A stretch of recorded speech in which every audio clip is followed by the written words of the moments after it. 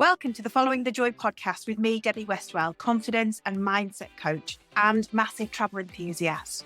This podcast is a place to talk about being the best version of yourself, following your heart, making scary changes and having fun on this adventure that we call life. I'm your biggest cheerleader and I want you to know that it is never too late to start over and make a life you are excited to get out of bed for. So let's go and get following the joy. In today's episode, I am interviewing and chatting to Nikki Senior. She is a mindset consultant. She's based in England, and she basically helps business owners and franchisors kind of navigate the ebbs and flows of entrepreneurship. Throughout the chat, she's very, very candid and open and honest about how she was a franchisor herself, some of the things that she experienced in a negative manner, how she came out of that and got into the coaching that she's doing now. She gives us some really, really good tips on, you know, when you start having that 3-month wobble period of like, you're starting feeling not great about yourself, you're starting questioning whether you're doing the right thing. You know, she's got some really good hints and tips from that. We talk about following your gut instinct. There's so many good things in here that you just literally need to listen to this episode. So enjoy.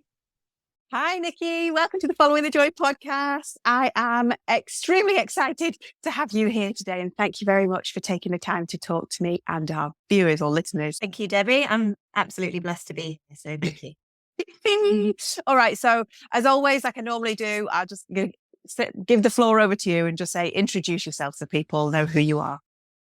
Lovely. So I'm Nikki Senior. I'm a mum of 2 very cute little girls. Also stepmum to a 16-year-old who is amazing. Most people don't like the teenager idea, but she's wonderful. I live in Nottingham and I am a mindset consultant for the franchise industry, and I help franchisors and new business owners and franchise networks to kind of navigate the mental and emotional rollercoaster that is business ownership. So yeah, very interesting industry to be in, a very interesting job to be doing. Wow. Okay. Nice. So that whole franchise thing is a huge thing that's getting more and more popular now, isn't it? You know, I can probably list off 10 off my hand of everything that's kind of like a franchise that you buy into. So for those who don't fully understand, let's go back to basics. Just explain exactly what a franchise is and then how you got to where you are. Absolutely. So in a franchise network, you have the franchisor who owns the brand, who kind of knows the business model, and they'll create systems and processes and what have you. So they essentially sell like the business model on to a franchisee. So if you were looking to set up a business where you didn't fully know the industry, or perhaps you didn't have like full confidence in your own ability to set up a business, and you really wanted some support and guidance from somebody who's been there, and you want to know that it's like got a really high percentage chance of working, you would then potentially want to go and invest in a franchise. You would generally typically be in that agreement for somewhere between 5 and 10 years. Some are much, much longer, some of the bigger brands, but for smaller brands, they're generally around the 5-year mark. And basically your franchisor still owns the brand and you have to work within certain guidelines and parameters, but you get like a proven model that you can work with, which makes financing easier, makes the whole process a lot easier.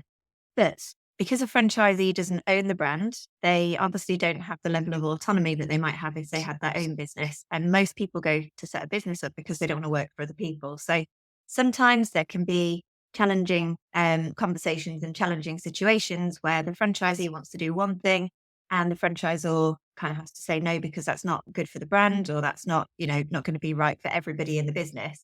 So sometimes there can be some conflicting priorities, but just makes it a very interesting industry to be a part of. Wow, I didn't even realize that it's like from 5 to 10 years. That alone frightens me. That puts me off completely because I don't know what I'm doing in 2 years' time, to be perfectly honest, let alone like saying I'll sign up for something for 5 years. So I guess it's like a really big commitment then. Yeah, and that actually a very good point you just made there, because when a franchisee signs up, I think to start with, it's all very exciting. It's going to take me 5 years to get the business going and, get my investment back and all that stuff. And that's all well and good. And then if they have any wobbles or any situations where they have a moment of, I can't do this, which inevitably they do because that's business ownership. We had a thing that we coined the phrase, the 3-month wobble, because about 3 months in, everyone would be like, oh my God, I can't do this. It's so hard. The business model's flawed. Your website's rubbish. Like, there has to be a reason that I haven't made loads of money yet, kind of thing. And obviously by that point, they've put loads of money in as well. They've invested in the brand. and they've put a lot of faith in the franchisor. So you do tend to find that people get to that point and they're like, oh God, and I can't get out. I'm legally bound to pay these fees. I literally like have no choice now but to do this. So people start to feel a bit trapped. And so that can obviously influence the relationship with the franchisor, and it can create some real challenges within that for both parties actually. But yeah, it's quite, I think, a bit like going into a marriage and then, very early on, like meeting somebody and marrying them, like in all the rom-coms, and then, 3 months down the line going, oh crap, what have I done? Well, I think that 3 months rule kind of applies to everything in life, because how many times do you start something new and then 3 months and you're like, what am I doing? I don't know what I'm doing here. Like, I know I've done it in work. I know I did it when I kind of started my coaching business. I was like, have that wobble, like that imposter syndrome kicks in. Your head starts questioning, like, have I made the right decision? Should I go back to corporate life? Or, and I guess it kind of applies to everywhere across life, doesn't it? So, you've just made me realize when I was in the dating world as well, like, before I met my husband and I was meeting guys and going out on dates with them, and you'd start seeing them for a while. Generally 3 months in, the facade would drop. And suddenly you'd see the real guy behind the mask and you'd be like, oh, you're not really quite right. So now you've just said that, I'm like, yeah, that actually applies pretty much across the different areas of our life. I guess in the dating world, the 3 months mark is probably like, when you start to lower your guard and you're not putting on like a persona all the time. And like, gosh, I remember dating when I was younger. I don't do this anymore, by the way. I remember dating and like getting up in the middle of the night and putting mascara on, so that I could wake up in the morning and I still look pretty. I'm like, no, now I'm like, take my makeup off it. This is what it looks like with no makeup on. You're going to have to put up with this at some point. So you might as well learn straight away. But yeah, that kind of 3 months of like, you suddenly start farting in front of people, or you have previously tidied every time somebody's come around and now you're like, oh, I can't be bothered as much anymore. And I guess that probably hits at the 3 months mark. But for anybody who's kind of experiencing that, what would you say to them if they're going through that 3 months wobble, be it in a relationship, be it in work, especially like even if it's like, you started a new job and you're like, oh, what am I doing? I'm faking it or whatever. Like, is there any advice you would give to anybody to be like, to get them through that kind of 3 months wobble? Yeah, absolutely. 2 sentences: hold the faith, trust the process. Not even really. Love that. Keep doing the things that work, especially, it's easier for a franchisee, I think, because they're given a process to follow. But genuinely, if you are in that space and you've done your preparation properly and you know that what you're doing can work, it's not that there's something inherently wrong with you. Just follow the process that works and keep doing it. And that is the hardest thing to do. I've just had, I set my coaching business up in September and I went through a 3 month wobble of my very own recently. And I was like, oh my God, I forgot how this feels. Like it's nearly 6 years ago since I had that originally. And then, it was like, oh, right, yeah, it happens to everybody, even when you know about it. There's no avoiding it. But ultimately, just have a bit of faith in yourself, keep that faith there. Make sure you have got all your ducks in a row, make sure that you have prepared properly and that you do fully know what to do.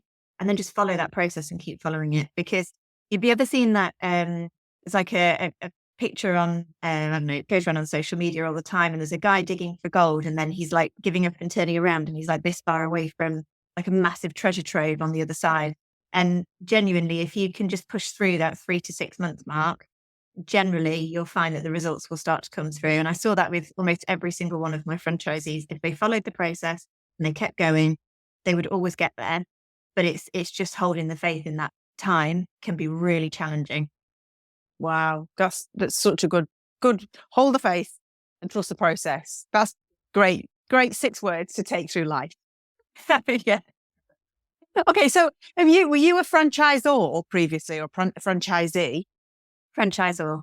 Okay, great. So you started your own business and had other franchisees underneath you? Yeah, so I went into it in a bit of a weird, unique way, really. So most franchisors, as with my life, really, most franchisors tend to run a business first. It's their business. They make it successful. Sometimes they'll trial it in a couple of other areas just to make sure it wasn't a fluke. And then they'll go ahead and they'll franchise. I did it a bit back to front in that the business was actually owned by somebody else and he wanted to franchise it. But he was quite a unique character. And he was like, I just want to see my brand go national. This is the way I want it to be done. I don't want to invest any money into like opening up new locations, but I don't actually want to be a part of growing it either, because I want to go and be an IT consultant and trainer over here. I was like, you've got a successful business. It's proven in like loads of, not too many competitors, but other competing brands were like, one of them had 95 locations or 85 locations. So like we knew it was a solid business model. You could see that it was a solid business model. I'd met and spoken with many, many of the competitors because my job was liaising with that particular kind of business. And I was like, I understand a lot about the business. So he was just like, yeah, if you want to go and run the franchise, then like you can have the brand and run with it. So it was quite a unique, like, I don't think anybody else in the world has ever had that situation where someone goes, here's a brand, off you go. Here's the business model, here's how it all works. And I had to iron out a lot of kinks because it wasn't quite right. So when I kind of first went into it, my first day was watching somebody having a really bad day, basically, because they'd not really fully been shown how to do things. So I was like, right, that's not happening on my watch. So I had to sit and really go through everything with a fine tooth comb, rewrite every policy, absolutely everything, recreate the website, everything from scratch, basically. So yeah, it was interesting, but I mean, it worked out as a very successful business model. We had, by the time I sold the business, there was 19 locations and they were all financially profitable. So yeah, went really well, but quite a unique way to go into it because most franchisors have actually done the job themselves, whereas I was kind of having to learn it and then kind of give people that structure to work around. Yeah. So what's your background then, if you were able to kind of just fall straight into that? Because what you've said there, like, I just helped somebody do this and I wrote all the policies and I set up the website, like there's some serious skill sets that like some people outsource. I think that came down to sheer grit and determination, to be honest. So I basically moved around in lots of different industries. I never really fully knew what I wanted to do. When I did, I wanted to do psychology, but I hated college, so I dropped out. So I felt like if I was going to be miserable, I might as well be paid to be miserable. It's quite a bitchy environment. So I went to work. So yeah, I've worked in admin, sales, business development. I did 10 years in recruitment, and that was really, I guess, where a lot of my skills came from. And people see recruitment as a sales job, and it really isn't. There's so much more to it. And you get to know so much about businesses and how they operate because you go and interview, you're speaking with business owners, managers, directors all the time about the issues they've got in their business and, how things work and what each job entails. Because in order to recruit for a job, you have to understand the intricacies of what they do.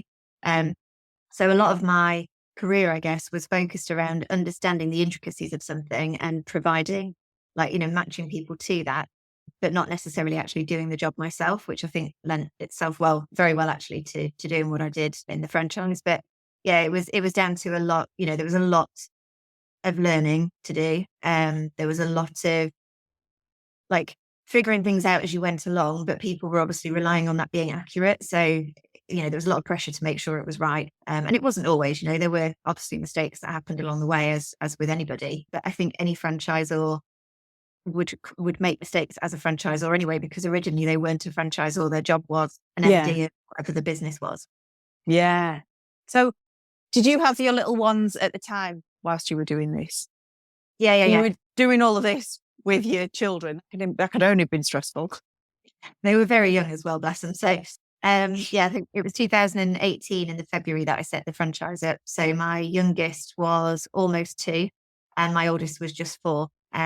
So yeah, it was a challenge, and yeah, but you do it, don't you? I think I don't know about you, but if I'm really passionate about something, I make it happen. I can sell something if I'm passionate about it, if I have full belief in it.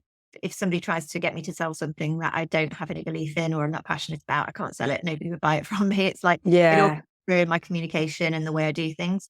And I was super passionate about, growing a national brand that people would relate to and that would create a fun and safe environment for people to come to. It was a private ultrasound clinic franchise. So when you're pregnant, you go to like a gender scan or a 4D scan. So yeah, I was really passionate, obviously having just had kids, about that particular process and experience for expectant parents. Oh yeah, and you're completely right. I definitely can't sell anything that I don't 100% believe in. But if I believe in it, it's super easy to sell because, like you said, like your voice changes, your attitude changes, you genuinely believe in it. And so that's kind of why, I mean, to be fair, I kind of just trust my gut instinct when people are trying to sell me things, having been in sales myself, because I'm like, if this doesn't feel right, then I'm sorry, I'm not there. Because people buy from people, basically, don't they? You know, like I used to work in the beauty industry, and I remember I was managing the counter for Clarins within Selfridges, and people would literally come up to me on the counter and be like, you look like the most natural looking person here. Can I please ask for your help and advice? Because I'm terrible with makeup or skincare or whatever. And I'm like, okay.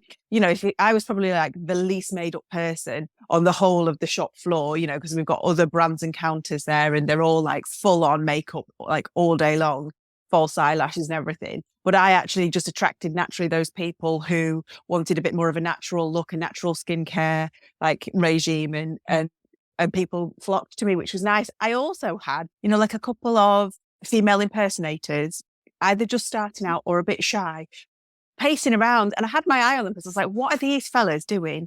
Walking around, like not going anywhere, not doing anything. And then once the counter was empty again, they came up to me and were like, would you please help us find like some foundation samples and stuff like that? And I was like, oh, I love that you waited for me, because like people literally buy from people. And like, I guess that's the same in anything. Like, you know, we both do coaching, and it's like, we might not be the person for you, but if you're looking for coaching, go and speak to many people, because you'll find the person that is for you, if that makes sense.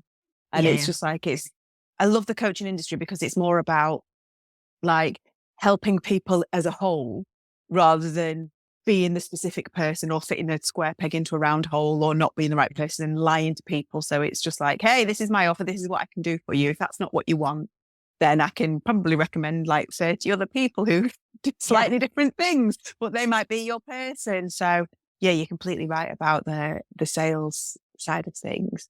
But okay, so if you could give yourself at that time in 2018 some advice, what would it be now in retrospect?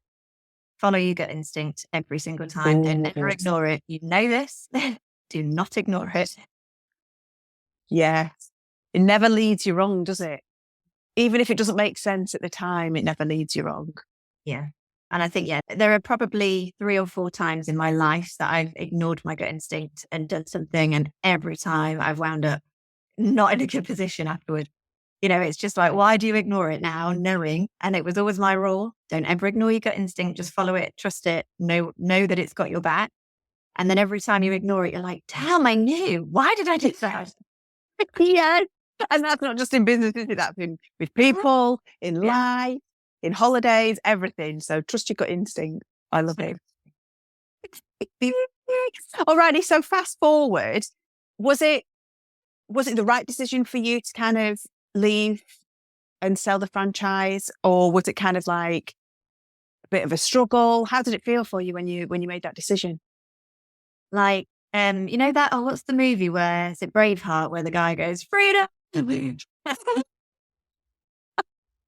I had a really tough time. You know, it's no secret. I had a really, really rough time with a small group of my franchisees. But over time, as you know, things happen, like we had a server outage and various other bits would happen. There was one individual in particular who'd just kind of go and pick the scab as much as he could with other franchisees. And eventually, like there was a big group of them that, you know, people who I thought were lifelong friends who I was going to invite to my wedding, who, you know, I genuinely thought they knew me well enough. You know, he even managed to turn those people.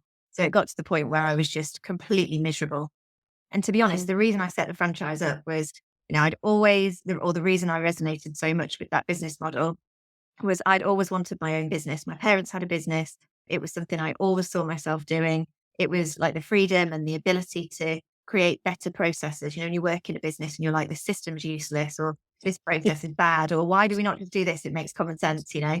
And so the ability to be able to do that for me was huge. And, you know, to help other people who didn't necessarily have the experience or the background or the knowledge to be able to go into an industry that they loved, that was essentially providing a really good service that benefited the end user. Like the whole thing for me was just like, I'm helping people set businesses up, that I'm literally helping them to change their lives. I'm not doing it for them, they're doing it, but you know, their whole lives are transforming because they've got business, new financial freedom. And then, you know, we're actually, as collectively, we're providing individuals with reassurance and the ability to meet their babies. And, you know, certainly through COVID, I mean, that was like horrendously challenging, but many people didn't want to go to the hospitals. Many women weren't able to go to the hospital. So to be able to come into a clinic and get that reassurance and bring their partner with them and, feel safe and hygienically safe as well as everything else, but still get that moment of, meeting their babies and stuff. That was, just completely heartwarming. And when you get to the point then where people were refusing to engage with me, they wouldn't reply or just turn up to meetings and stuff. It was like, well, I was creating this community. I wanted to help people and empower them and work together to move things forward and create this amazing brand together. And that gradually over time was just completely it just wasn't what the business was by the time I handed it over.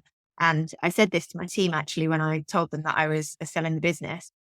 And they were like, what? And a couple of them were quite unhappy about it to start with. And my head office team, because they had a brilliant, internally in the head office, it was amazing. We had the best, I love those guys. They were my rocks through some very challenging times. But yeah, when they were like, are you sure, kind of against the idea of me selling it, I said to them, look, this business is brilliant. And from the outside, the brand is strong, everybody's making money. It's a really good business. But internally, to me, it feels like it's crumbling because of these situations that we've got. And actually, I want the business to go on and be successful. And the only way that's going to happen is if the captain of the ship is changed, because those people do not want and are not prepared to give me an opportunity to, or to work with me. And all that's going to happen is the business is going to collapse. So I was like, and I can't sell it. I couldn't sell it to new franchisees. I was really struggling to be passionate about it because I just felt like I was bringing them into a really nasty environment. If you were recruiting a new team, it's a really toxic business. That's how it felt to me. And all I was seeing when I was seeing a new franchisee coming through the door was, oh God, this is just another person that can be turned against me. And, all the things, all their strengths, all the good things about those people were also things that if they were against me would be a real challenge for me. Astute people who are really intelligent, nice people, and quite influential in the way that they, their personas and stuff like that. And all I could think was, if that person gets to them and turns them as well, this is just going to be hell for me. So it kind of got to the point where I was like, I don't feel like I can grow the business anymore. And this ship is going to sink with me at the helm of it. So it needs some fresh blood, basically. It was a hard process to go through. I don't think the decision was difficult. There was a bit of a pinnacle point that I just had this moment of what, I'm done. Just made the decision there. And then in fact, I was going to close the business that day. But obviously I had a team who were relying on being paid and I didn't want to let them down. And then my mentor said to me, I'd asked him to buy the business off me a few times and he couldn't. And he said, actually, things are changing my end and I might be able to.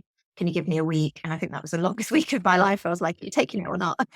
But yeah, so, there was challenges. And I think for me as well, sorry, I'm rambling a little bit here, but that was one of the things that prevented me initially from understanding who I wanted to help in my coaching, because I felt like I'd failed.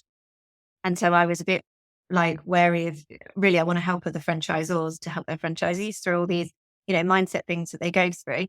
But I felt like I'd failed from that respect. So I was like, well, how is anybody going to have faith in me then to come and work with their franchisees? And then talking to franchisors and other people in the industry, they're like, Nikki, you've been through more than most of us. Yeah. So you get they were like, if anything, you're more qualified than anyone else because you understand the process as well. You've been in the industry and you've dealt with some really difficult situations. So from a mindset perspective, actually, you're probably the right person to come and help us in those areas. I was surprised at the support actually and the positivity that I got from the industry.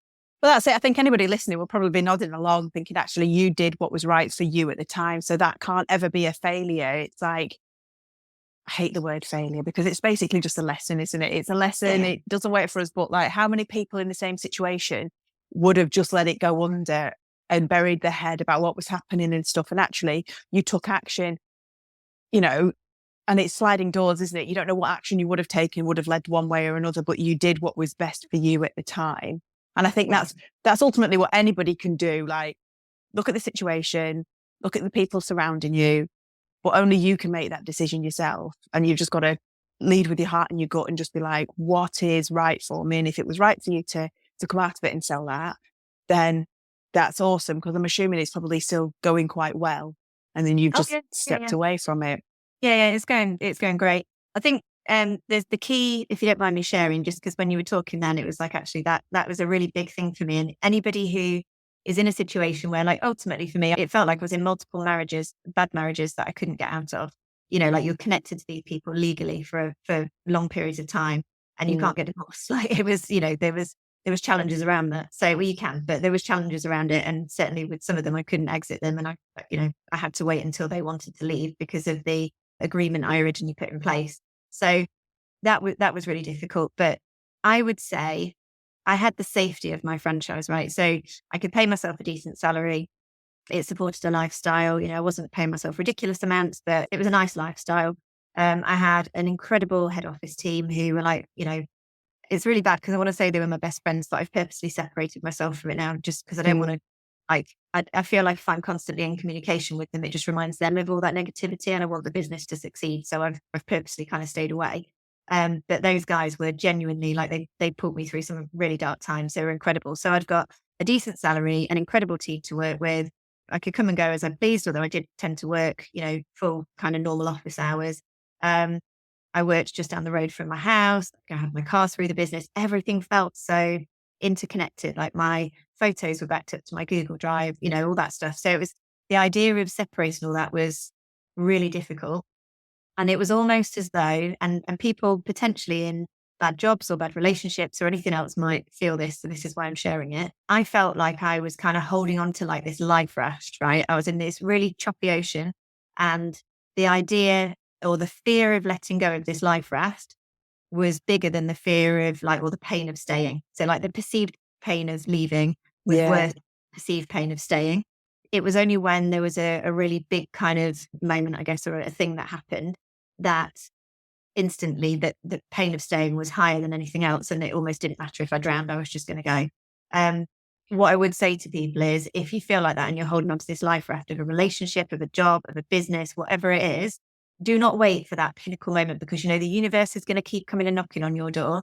And if you don't listen to the knocks, if you don't listen when it's going, this isn't right for you, this isn't right for you, eventually you're going to get this big crescendo of you need to bloody listen now. And that might be an illness, that might be a bad situation, whatever it is, it will come in the guise of something.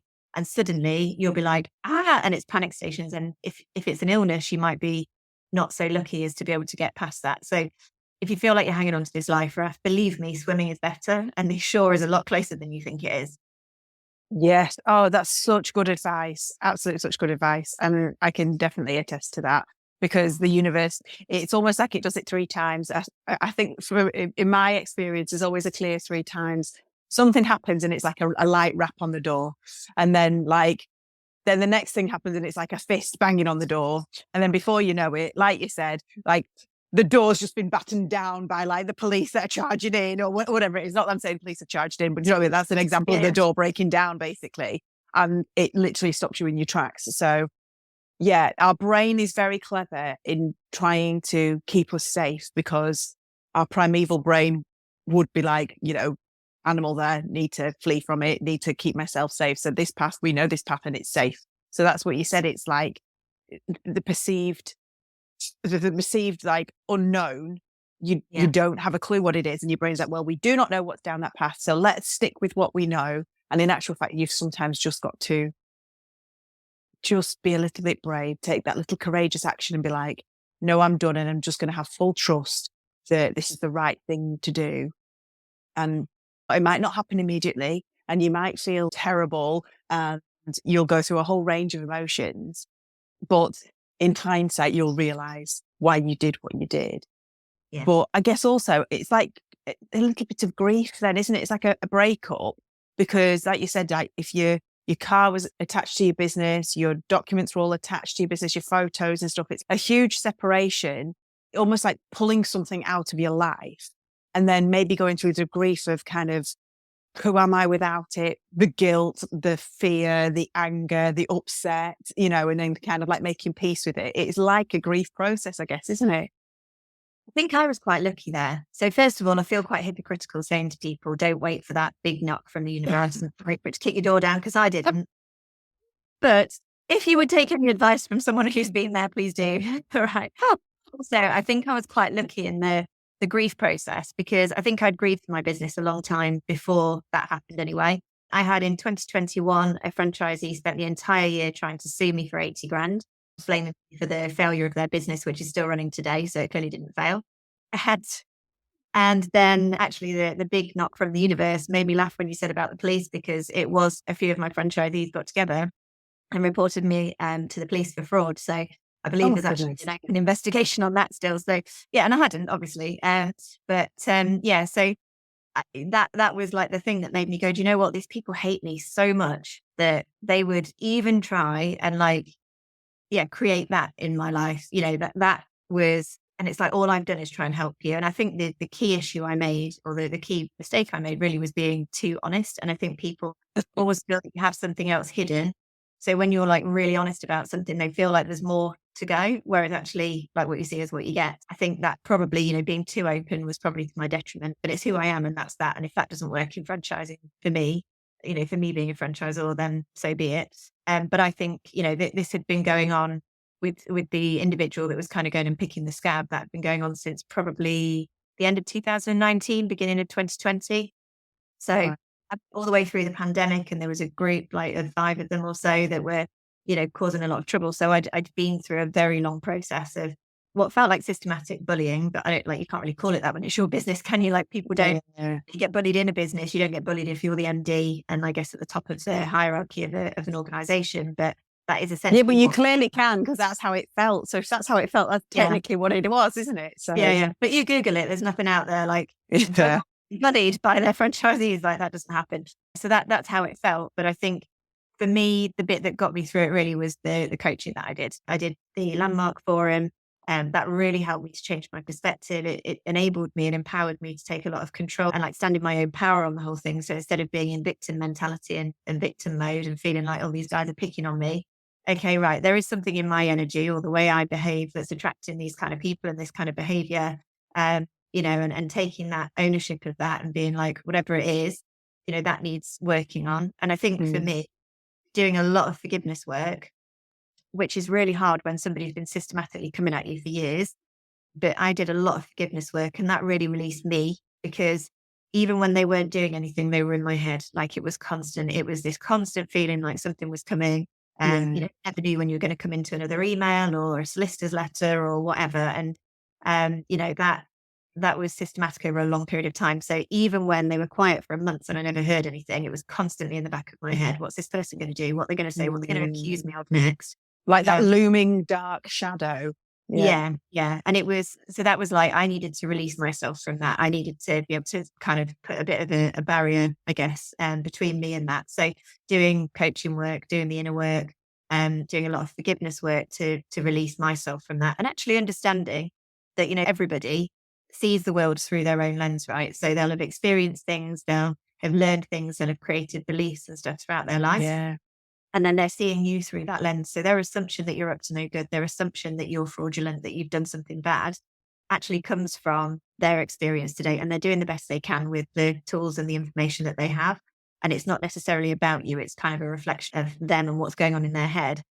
And that enabled me then to feel more compassionate towards them, because I was like, oh my God, I can't imagine being in a brain that thinks that way and that has that stuff going on and that makes those assumptions all the time, because I am quite a naturally sort of positive person anyway and optimistic. So then I was a bit like, actually, that must be horrible. And it kind of just helped me. It didn't change the situation, but it really changed how I experienced it.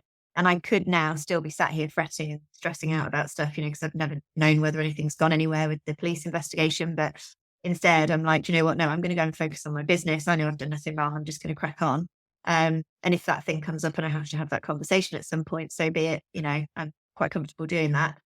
But I could now, that was in April last year, I think I heard that. So, that is a long time that I could have been fretting and stressed. And, I was quite depressed and didn't really want to be here at one point in the straight after hearing that.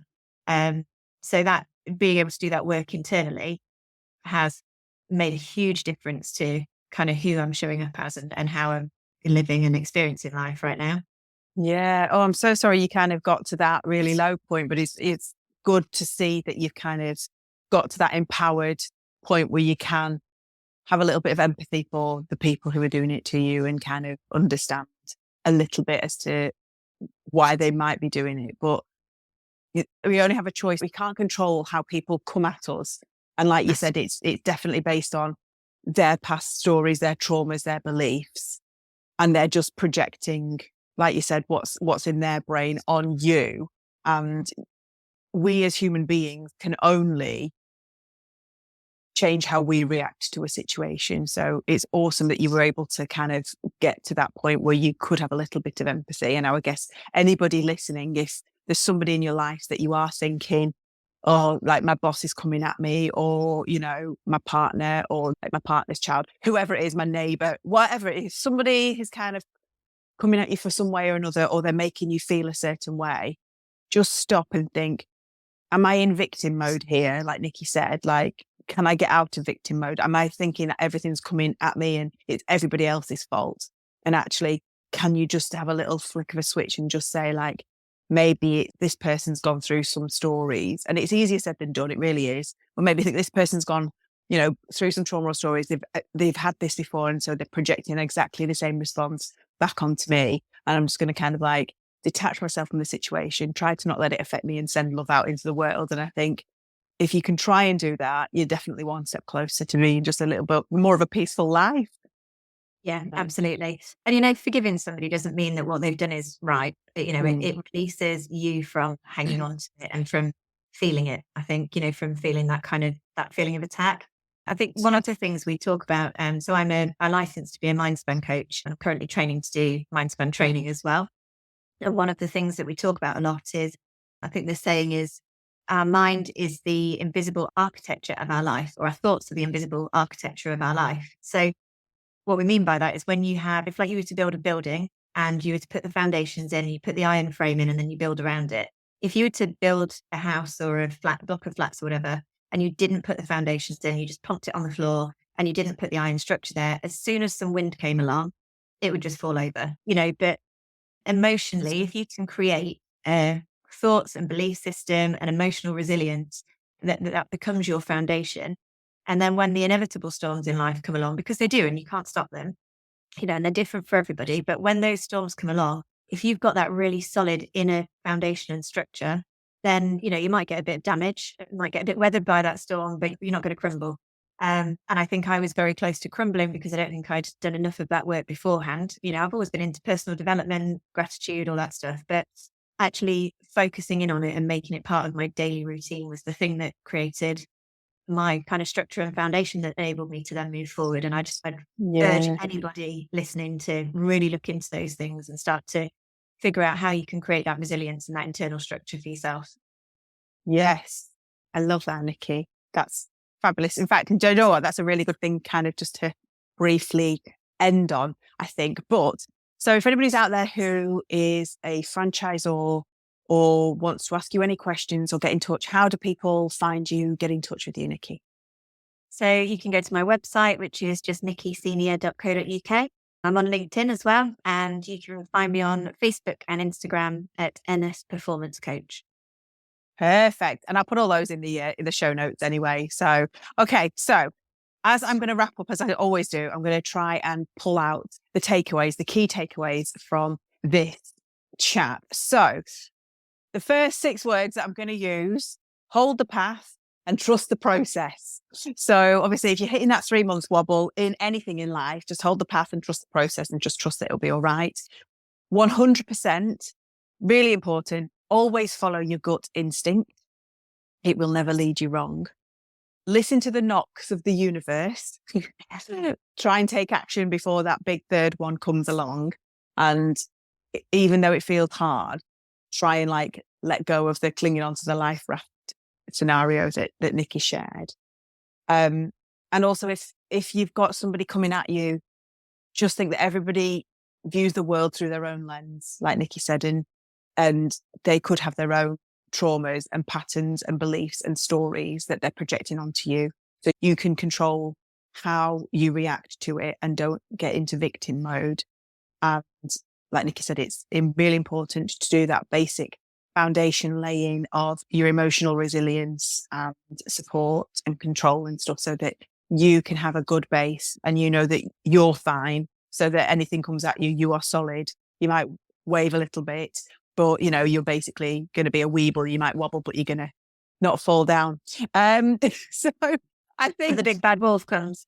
Exactly. So I think they're great takeaways. I mean, this has been a fantastic chat. Thank you very much, Nikki, for being here, for being honest and open and sharing kind of what you've been through, because I'm sure there's people out there that will definitely resonate with that as well. So thank you ever so much. It's been fabulous. Thank you for having me. Thanks for listening today. I hope you enjoyed that conversation as much as I did. And as always, any links or anything mentioned will be in the show notes. If you haven't connected with me already, I'd love to meet you. So come find me on Instagram at Debbie Westwell. You can always slide into my DMs and let me know what you thought about this episode. Or why not join my Facebook community, the Alchemy of Self-Care free community. You can also find out how to work with me at debbiewestwell.com. If you like what you hear, then please follow me or hit the bell icon. Share with somebody like you who would benefit from listening. And if you have time, then leave me a positive review and that would be fabulous. Thank you for being your wonderful self, and I can't wait to chat next time.